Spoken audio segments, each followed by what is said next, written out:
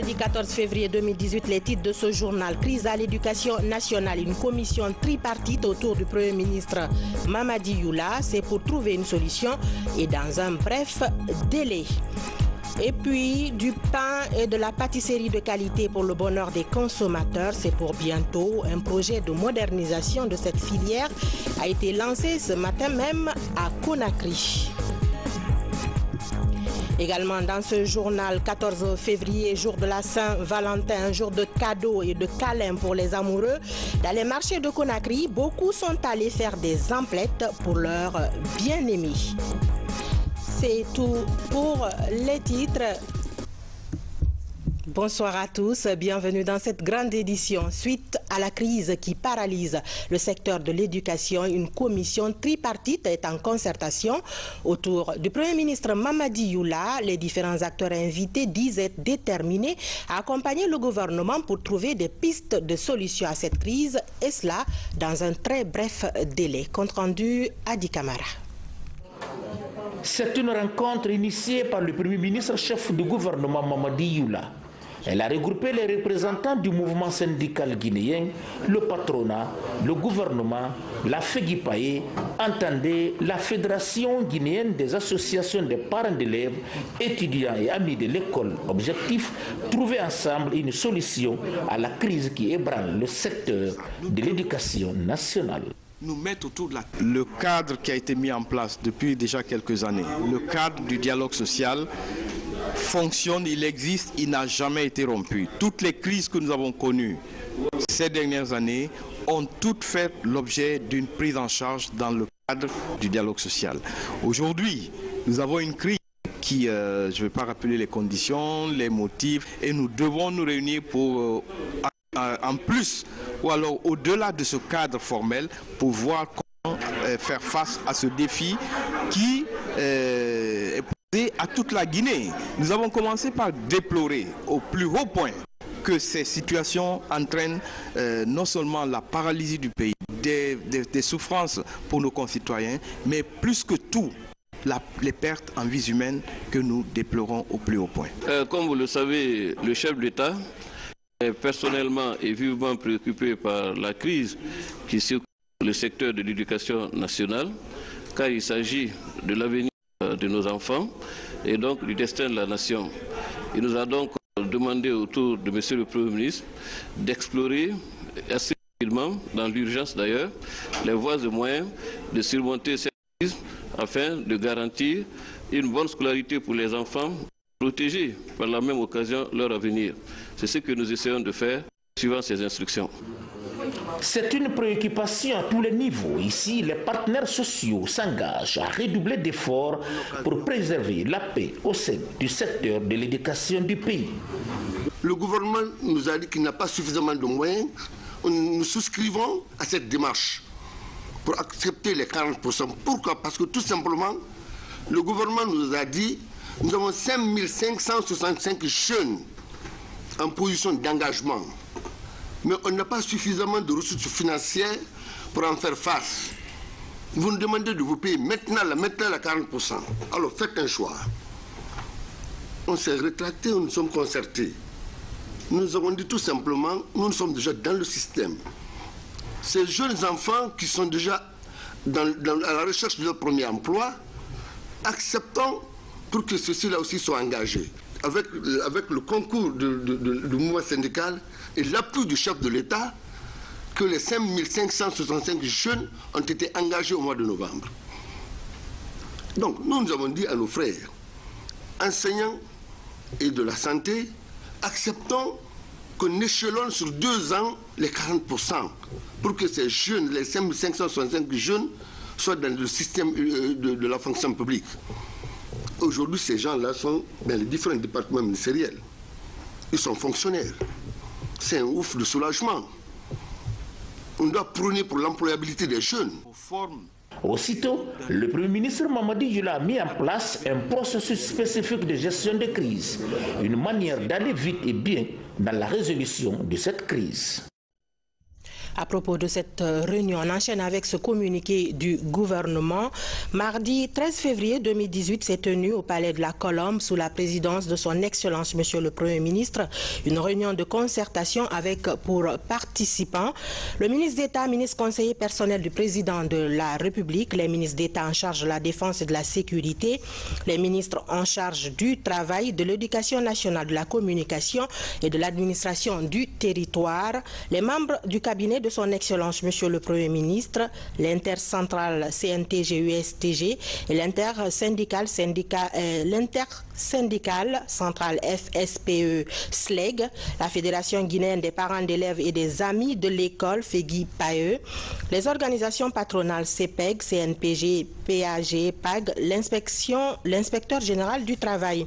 L'objet de la réunion était de faire le point de la crise qui perturbe le système éducatif guinéen dans le contexte particulièrement sensible de proclamation des résultats des dernières élections communales. Après l'introduction de son Excellence Monsieur le Premier ministre et à sa demande, les différents intervenants au nom de leurs entités respectives ont unanimement condamné le mot d'ordre de grève lancé par la faction dissidente du SLEG. Cette situation a entraîné la mort de 2 compatriotes, perturbé des cours dans plusieurs établissements scolaires et a provoqué des incidents graves compromettant la quiétude sociale et menaçant la sécurité des citoyens. Le gouvernement a ensuite fait un point sur le déroulement de la grève et les mesures déjà prises pour trouver une solution à la crise. Il a rassuré qu'il garde un œil attentif sur le respect des textes en vigueur. Le gouvernement a également confirmé que la première tranche de 10% sur les 40 prévues sera effectivement payée en fin février 2018, conformément au protocole d'accord du 9 octobre 2017.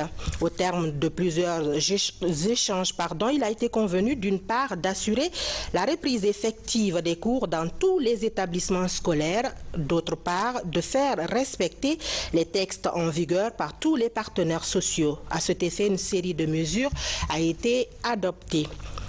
Chaque structure se chargera d'informer ses membres des dispositions envisagées pour garantir une reprise sécurisée des cours. 2. Monsieur l'inspecteur général du travail, en sa qualité de médiateur, invite les syndicalistes dissidents du SLEG à un entretien d'information et d'échange pour un dénouement de cette crise. 3. La FEGI-PAE se propose également de rencontrer la même frange dissidente du SLEG pour favoriser un apaisement de la situation. 4. La FEGI-PAE tiendra des assemblées générales dans toutes les écoles afin de sensibiliser les parents d'élèves et de partager avec eux toutes les informations relatives à la crise actuelle. 5. L'ensemble des participants s'engage à mener une campagne de communication afin que les populations soient correctement informées de tous les aspects du dialogue social et des acquis obtenus dans ce cadre. Enfin, un appel est lancé aux enseignants et enseignantes de Guinée pour la reprise normale des cours. Fait à Conakry le 14 février 2018, ont signé pour le gouvernement M. Damanta Albert Camara pour l'intercentrale CNTG-USTG, Mamadou Issa Dile Diallo, M. Louis Mbemba Souma, pour l'intersyndicale FSPE-SLEG, M. Amara Balato Keta, Dr Suleiman Si Savané, pour le patronat Adja Aïssatou Nyouma Traoré CEPEG, M. Ismaël Keta, PAG, pour la FEGI-PAE, Elhaj Babadi Kalissa, pour la médiation, Dr Alia Kamara, inspecteur général du travail. Et puis, les chrétiens ont débuté ce 14 février le carême après le mercredi des cendres célébré cet après-midi même dans toutes les églises. Les fidèles chrétiens entrent de plein pied dans les 40 jours de prière, de pénitence et de partage. Reportage Martin Fancinadouno. Ce sont des cendres des rameaux de l'année dernière. Pour l'occasion, elles sont déposées sur le front des fidèles. Ce rituel marque l'entrée officielle en carême, une période de 40 jours propice à la prière, au partage, au pardon et à la conversion. À la paroisse Saint-Robert de Coloma, les fidèles se mobilisent. Ils se disent engagés à être témoins du Christ en acte et en vérité, comme le recommande le thème de cette année pastorale. Le temps de carême est un temps privilégié parce que c'est un temps au cours duquel je vais être plus proche de mon Dieu pour lui demander pardon. Pardon pour tous mes péchés, pardon pour tous les péchés des membres de ma famille et de mes paroissiens. Parce que je vais imiter, je vais marcher sur les pas de notre Seigneur qui a fait 40 jours dans le désert pour demander pardon, pardon et miséricorde à notre Seigneur Dieu. Ce temps de carême est pour nous un temps de raffermissement de notre foi, dans la méditation de la parole, dans la prière et aussi dans la privation. Parce que la privation, les gens en lui-même, c'est pour prouver que nous aimons Dieu et que nous sommes prêts à mortifier notre corps pour toujours nous rapprocher de lui.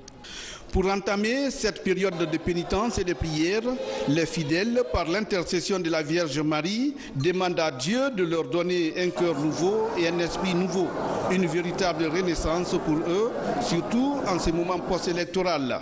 Cette espérance d'être sauvés, ils la manifesteront en s'approchant des pauvres et des personnes en détresse. C'est là conformément aux recommandations du mandement de carême de Monseigneur Vincent Koulibaly. C'est pourquoi tous les textes liturgiques du jour exhortent les chrétiens à avoir leur cœur renouvelé, ouvert à l'amour de Dieu et du prochain. Nous faisons comme les gens de Ninive, où le roi avait décrété un jeûne. Ils avaient pris la cendre, ils s'étaient humiliés et Dieu avait renoncé à les sanctionner. Nous aussi, nous sommes venus nombreux pour demander pardon à Dieu pour nos nombreux péchés, pour que notre cœur se convertisse. À partir de ce mercredi des cendres, jusqu'à la Passion et la résurrection de Jésus célébrée à Pâques, les fidèles catholiques sont invités à cultiver l'amour, le pardon et la cohésion sociale pour favoriser une paix durable en Guinée. Le carême est donc l'occasion pour les fidèles chrétiens de se rapprocher de Dieu à travers la prière et les actes de charité. Cette année, l'archevêque de Conakry, dans son mandement de carême, a insisté sur le thème chrétien et être témoin du Christ en acte et en vérité. Je vous propose un extrait de cette adresse de Monseigneur Vincent Koulibaly. Il est au micro de notre reporter Abraham Christophe Conté. Suivez. En vue de soutenir notre marche sur le chemin de la conversion, l'Église nous recommande pendant ce temps de carême de fournir plus d'efforts dans la pratique de la prière, de l'aumône et du jeûne. Comme les années précédentes, le temps de carême est pour moi l'heureuse occasion de vous adresser une exhortation en vue de vous encourager à pratiquer la vraie religion et à travailler de sorte à éviter de vous limiter à adorer Dieu du bout des lèvres. Souvenez-vous de ceux qui sont en prison, comme si vous étiez prisonniers avec eux. Souvenez-vous de ceux qui sont maltraités, puisque vous avez vous aussi un corps exposé à la souffrance. Santé à présent, la Guinée est bien partie pour vaincre le paludisme, la tuberculose et réduire le taux de prévalence du VIH-Sida. Le Fonds mondial pour la lutte contre ces trois maladies accorde plus de 100 millions de dollars de subventions à notre pays. La clé de répartition est précise et concerne plusieurs partenaires de terrain. Habib Cham. Le paludisme, la tuberculose et le VIH-Sida. Depuis 2004, ces trois pathologies sont dans le viseur du Fonds mondial. Après tant d'années d'engagement, la Guinée bénéficie à nouveau de la confiance du partenaire. Cet accord de financement prévoit plus de 100 millions de dollars américains pour l'exercice 2018-2020. Je voudrais ici, au nom du président de la République, le professeur Alpha Condé, chef de l'État, et au nom de tout le peuple guinéen, témoigner à tous les pays contributeurs et aux équipes du Fonds mondial notre très vive gratitude pour la reconduction de ce partenariat qui permet d'améliorer la santé de nos populations. Ce nouveau plan triennal est le résultat des performances obtenues au fil des années dans la réduction du taux de prévalence du paludisme, de la tuberculose et du VIH-Sida. En 2016, la Guinée a été parmi les pays récompensés par l'Alliance de dirigeants africains contre le paludisme, ALMA, avec un prix d'excellence. En ce qui concerne la lutte contre la tuberculose, pour la première fois en plus de 5 ans, la notation de la subvention du Fonds mondial était très favorable suite aux efforts fournis dans la détection et le traitement de la tuberculose. Le programme VIH a pu aussi mieux cibler ses interventions en direction des populations particulièrement vulnérables. Principal récipiendaire, le ministère de la Santé est chargé du volet VIH traitement et le renforcement du système de santé. Catholic Relief Service pour le paludisme et Plan international Guinée pour la tuberculose et le volet VIH prévention. La mise en œuvre de ces subventions nous interpelle tous, acteurs nationaux, partenaires et membres de la société civile. Parmi les causes de mortalité et de morbidité, les 3 maladies ont une contribution importante.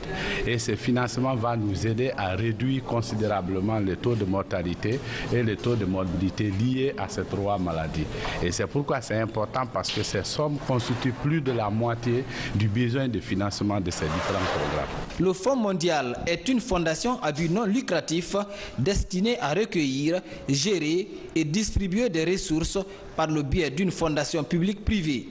L'objectif visé est l'atténuation de l'impact du VIH-Sida, de la tuberculose et du paludisme dans les pays en voie de développement afin de mieux combattre la pauvreté. La modernisation de la filière boulangerie et pâtisserie est en très bonne voie.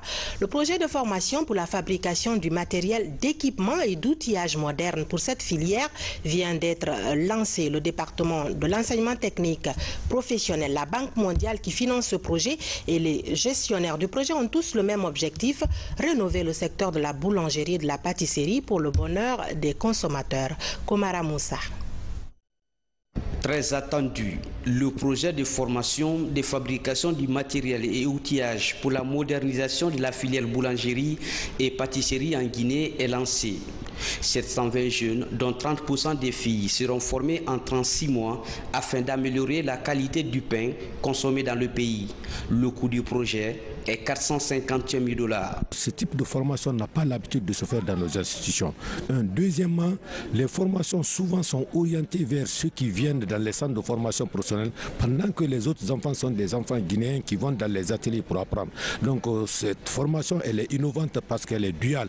Elle s'adresse non seulement à ceux qui viennent dans les CFP, mais ceux qui sont aussi dans les ateliers. D'où le partenariat avec les représentants du monde socio-professionnel, à savoir la Fédération nationale des artisans de Guinée et l'Union nationale des boulangers de Guinée. Le centre de formation professionnelle de Matoto pilote ce projet innovant. 2 salles sont déjà prêtes pour accueillir les apprenants. Mais avant, une enquête d'identification sur les besoins des boulangers sera réalisée sur le terrain.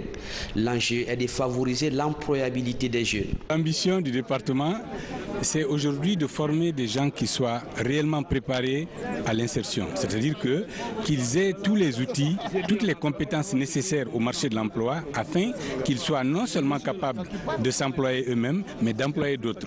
Cela ne passe pas par 1000 chemins, sinon que de collaborer d'abord avec les professionnels, de faire de manière que ce que ces professionnels font sur le terrain soit enseigné dans nos écoles et de façon collégiale avec ces professionnels. Financé par la Banque mondiale, ce projet est une des composantes du projet Booster les compétences pour l'employabilité des jeunes.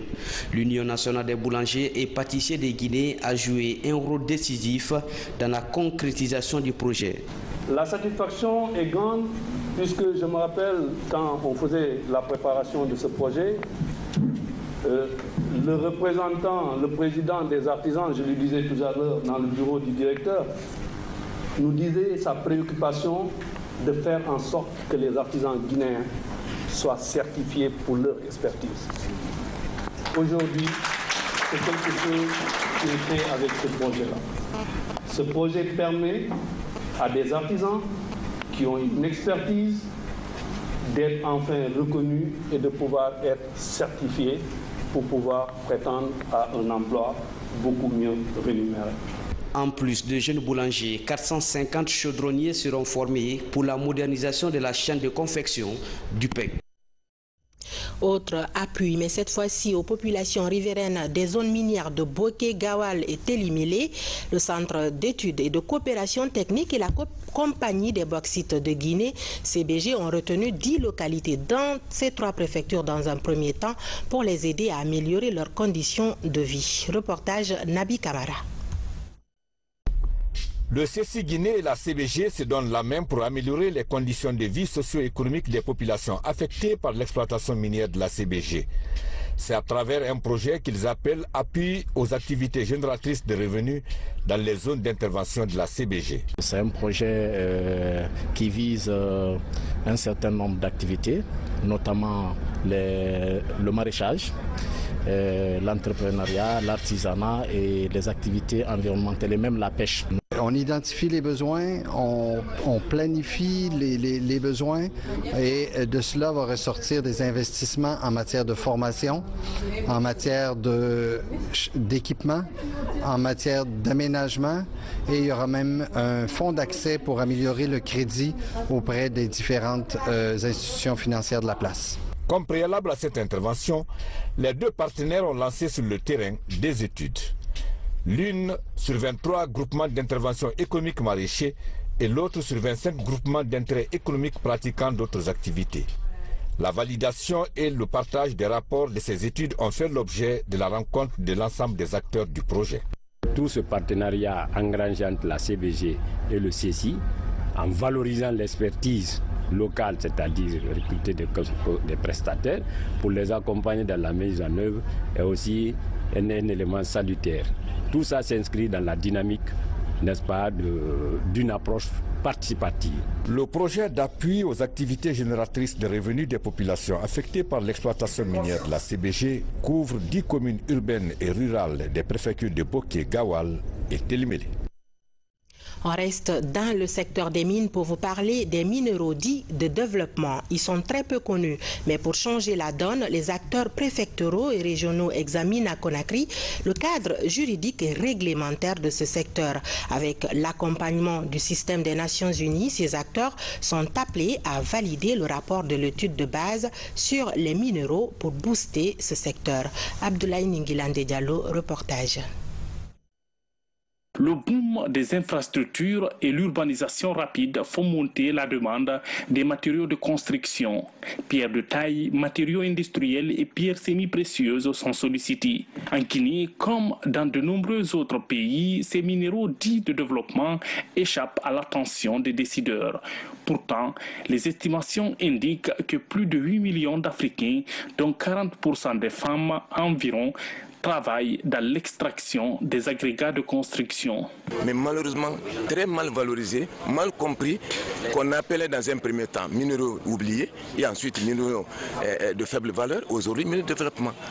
La valorisation permettra à nos populations dans les prochains mois, années si vous voulez, de jouer, n'est-ce pas, aux jeux francs par rapport à la réduction, n'est-ce pas, des charges liées à ces besoins, liés, n'est-ce pas, à ces menus de développement. Quand vous prenez par exemple le calcaire, c'est un minéral qui est là et qui n'est pas valorisé, que les gens prennent et on tire non seulement, on en fait non seulement le ciment, mais aussi on tire également les engrais que nous avons apportés, mais malheureusement mal compris et la technique de transformation n'étant pas maîtrisée, j'avoue que ça devient quelque chose de souci pour nos populations. Pour changer la donne et accorder une visibilité à ce secteur négligé, les cadres venus des 4 régions du pays analysent les données du rapport de l'étude des bases sur les minéraux de développement.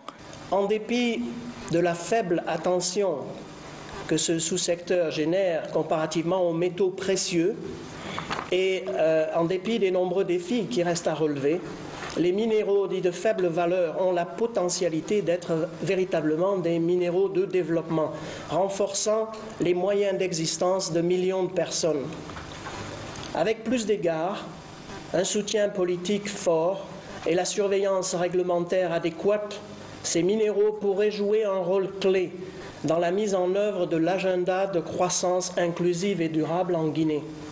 Depuis l'adoption d'une loi de vision en 2009 par les chefs d'État de l'Union africaine, la promotion et l'exploitation minière artisanale attendent un coup d'accélérateur sur le continent.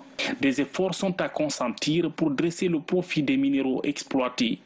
Des sites d'exploitation et de transformation sont à identifier, tout comme l'examen du cadre juridique et réglementaire du secteur. Réforme du secteur de défense et de sécurité. Après 23 ans d'absence de pratique, le bataillon autonome des troupes aéroportées va reprendre ses exercices de saut.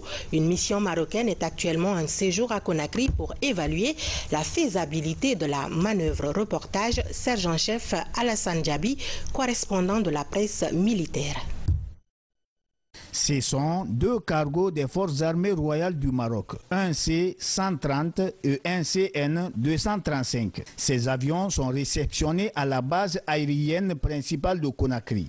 À leur bord, du matériel et une équipe de soutien technique venue apporter son expertise dans l'exercice de saut avec le bataillon autonome des troupes aéroportées Bata. L'initiative découle des relations bilatérales entre la Guinée et le royaume chérifien. C'est une initiative du commandant en chef des forces armées, son excellence le professeur Alpha Condé, qui au cours d'une de ses missions au royaume du Maroc a initié l'exercice entre les deux armées royales et guinéennes dans le cadre de la formation et de la coopération bilatérale entre les deux armées. Cette délégation des forces armées royales du Maroc va séjourner en Guinée du 13 février au 3 mars prochain. Elle aura pour mission la mise en condition des stagiaires, la reconnaissance de la zone du saut, l'instruction au sol et le saut d'entretien des troupes qui seront aéroportées dans la zone de Maferenya. Nous avons à peu près 18 jours ici, donc il y aura deux phases.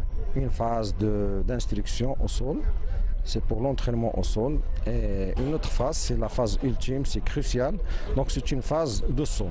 Donc nous allons effectuer 2 séances de saut pour à peu près 250 militaires guinéens. Cet exercice de saut est une aubaine pour l'armée guinéenne. Il vient s'ajouter à la liste des acquis de la réforme du secteur de sécurité en cours dans le pays. Le dernier saut sur le sol guinéen remonte en 1995 avec la coopération militaire française. Éducation, 100 000 livres viennent d'être livrés au ministère de l'Éducation nationale et de l'alphabétisation. Ils sont uniquement destinés aux écoles de Conakry, une action du commissariat général de Conakry, capitale mondiale du livre et de ses partenaires. C'est pour améliorer le niveau de lecture des élèves en classe de première année. Reportage Amadou Touré, Sankumba Doukouri. 100 000 livres de l'élémentaire destinés aux élèves de la première année de la zone spéciale de Conakry. La démarche s'inscrit dans le cadre de l'événement Conakry, capitale mondiale du livre 2017. C'est un don de la mairie de Wrocław, ville polonaise, qui abritait le sacre du livre en 2016. L'objectif des initiateurs, rehausser le niveau des apprenants en lecture. Je suis consciente des problèmes d'éducation, des systèmes d'éducation en Guinée. Donc on espère que ces livres, peut-être ce n'est pas un grand projet, mais quand même contribuera à augmenter, à améliorer le système d'éducation. Quand vous rentrez dans nos salles de classe aujourd'hui, les salles de classe sont muettes. Vous ne voyez rien sur le tableau, vous ne voyez aucun autre livre avec l'élève si ce n'est le livre de français, calcul et sciences. Or, dans ce livre qu'on offre là, qu'on appelle le cahier d'activité multimatière, vous avez plusieurs matières qui sont résumées là-dedans à travers des exercices. Donc pour l'apprentissage, concrètement, il faut qu'il y ait des fascicules qui accompagnent les livres. Ce cahier multimatière est un exemple de fascicule. Au cours de ces 5 dernières années, le gouvernement, à travers le ministère de l'Éducation nationale et de l'alphabétisation, a offert plus de 7000 manuels scolaires. Malheureusement, nombreux sont ces livres qui se sont retrouvés sur le marché. C'est pourquoi le commissariat général de Conakry, capitale mondiale du livre, est ferme quant à l'usage de ces manuels. Vente interdite. La personne qu'on prendra en train de vendre ce livre aura affaire avec la loi. Ça, c'est première chose. Deuxièmement, ces livres ne seront pas dans les écoles. Ce serait vraiment distribué aux élèves. Donc on va donner aux élèves qui rentrent, chacun qui rentre. Donc c'est les élèves de la première année, parce qu'on a vu que le problème de lecture en Guinée, c'est vraiment la base. Donc on va distribuer ces livres aux élèves de première année et chacun, je pense qu'on a regardé les chiffres, et chaque élève de Conakry aura un livre qui rentrera. Si on finit Conakry et qu'il y a des restants, on verra un peu dans les bibliothèques, dans les régions où on peut distribuer. L'événement Conakry, capitale mondiale du livre, lancé le 23 avril 2017, prendra fin ce 22 avril. À présent, l'actualité nationale en bref et en images. On vous propose l'appel du Kuntigi de la Basse-Guinée à l'unité nationale et à la cohésion sociale, la prise de fonction ce matin même du nouveau président du conseil d'administration de l'Office guinéen de publicité et un peu de jazz avec l'arrivée à Conakry d'un groupe franco-vietnamien pour égayer les mélomanes de ce genre musical. C'est une compilation signée Mamadou Saliouba, Daouda Taban Silla.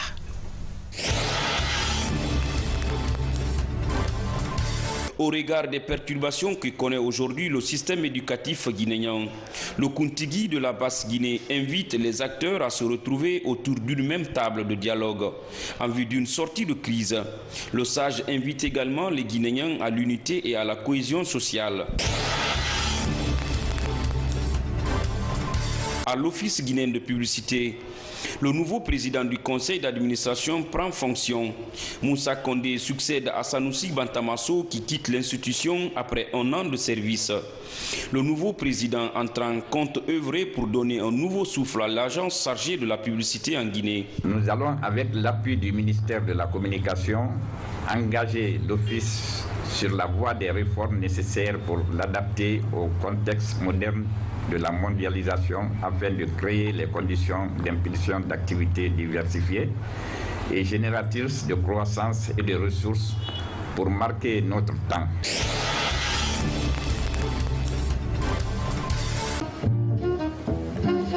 Conakry renoue avec le jazz. L'artiste franco-vietnamien Jolin Guyen et son groupe dans la capitale guinéenne pour égayer les mélomanes et promouvoir ce genre musical. Le jazz trouve son origine dans un mélange culturel marqué par des instruments mélodiques. Vous savez, c'est un style de musique pour des gens qui aiment bien la musique. C'est une musique complexe qui agglutine beaucoup de ces styles et que ça fait des années. Et malheureusement en Guinée, on n'a pas les choix, on n'a pas la chance de pouvoir écouter des jazz régulièrement. Et c'est pour ça qu'on a commencé ce projet pour approcher les jazz au public. Ce sont des prestations complètement gratuites, l'accès est gratuit. Et ça va nous permettre d'approcher les jazz au public guinéen.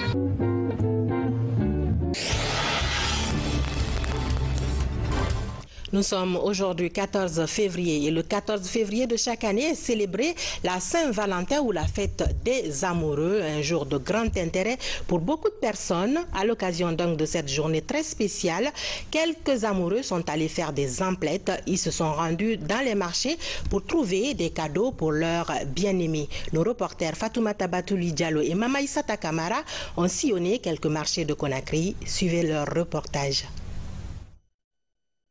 Depuis 4 ans, ce père de famille célèbre la Saint-Valentin. Très tôt ce matin, il s'est rendu au marché en quête de cadeaux pour sa bien-aimée. Cette fête est une fête des amoureux.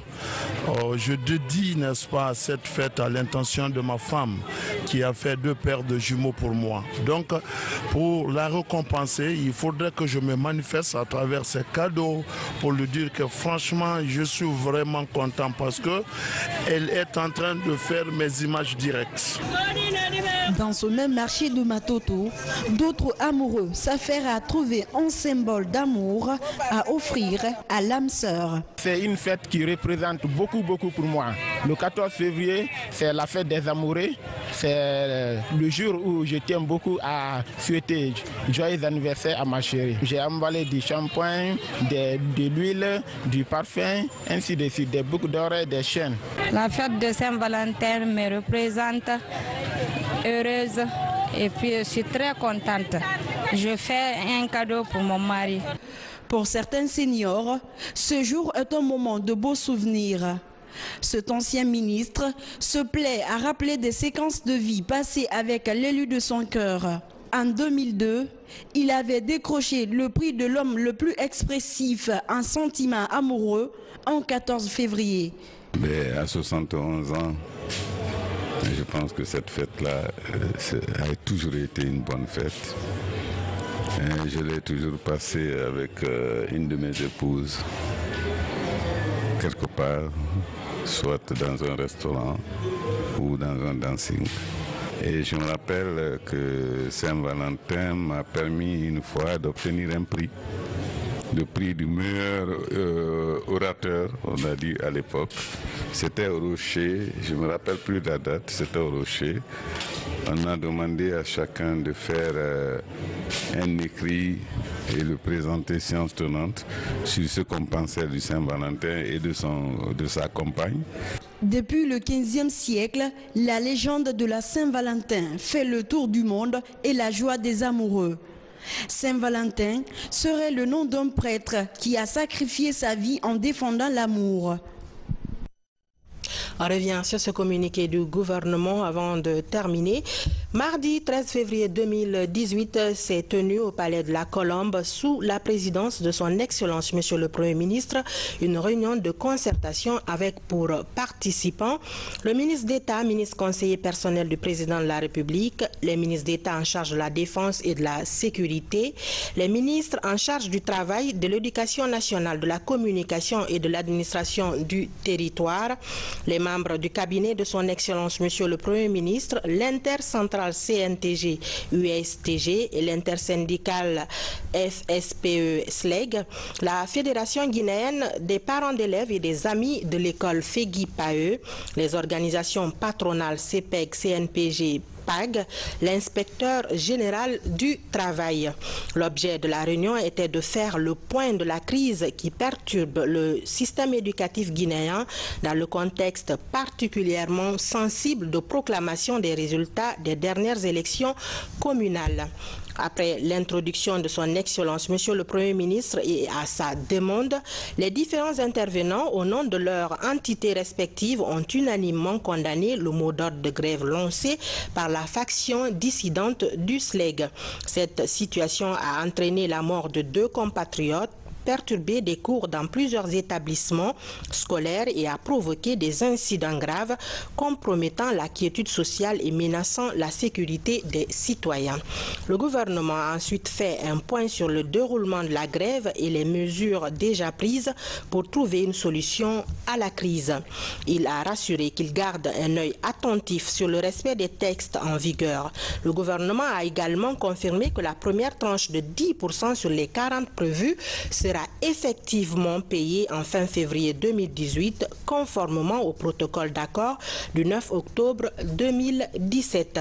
Au terme de plusieurs échanges, il a été convenu d'une part d'assurer la reprise effective des cours dans tous les établissements scolaires, d'autre part de faire respecter les textes en vigueur par tous les partenaires sociaux. À cet effet, une série de mesures a été adoptée. 1. Chaque structure se chargera d'informer ses membres des dispositions envisagées pour garantir une reprise sécurisée des cours. 2. Monsieur l'inspecteur général du travail, en sa qualité de médiateur, invite les syndicalistes dissidents du SLEG à un entretien d'information et d'échange pour un dénouement de cette crise. 3. La FEGI-PAE se propose également de rencontrer la même frange dissidente du SLEG pour favoriser un apaisement de la situation. 4. La FEGI-PAE tiendra des assemblées générales dans toutes les écoles afin de sensibiliser les parents d'élèves et de partager avec eux toutes les informations relatives à la crise actuelle. 5. L'ensemble des participants s'engage à mener une campagne de communication afin que les populations soient correctement informées de tous les aspects du dialogue social et des acquis obtenus dans ce cadre. Enfin, un appel est lancé aux enseignants et enseignantes de Guinée pour la reprise normale des cours. Fait à Conakry le 14 février 2018, ont signé pour le gouvernement, M. Damanta Albert Camara pour l'intercentrale CNTG-USTG, Mamadou Issa Dile Diallo, M. Louis Mbemba Souma pour le patronat, Adja Aïssatou Nyouma Traoré CPEG, M. Ismaël Keita PAG, Mme Lucrèce Camara CNPG, pour l'intersyndical FSPE SLEG, M. Amara Balato Keita, Dr Souleymane Si Savané, pour la FEGIPAE, Elhaj Babadi Kalissa, pour la médiation, Dr Alia Camara, inspecteur général du travail. Voilà, c'est la fin de ce journal. Bonne soirée de Saint-Valentin à vous tous et toutes qui aimez, qui vous sentez aimés en retour. Au revoir.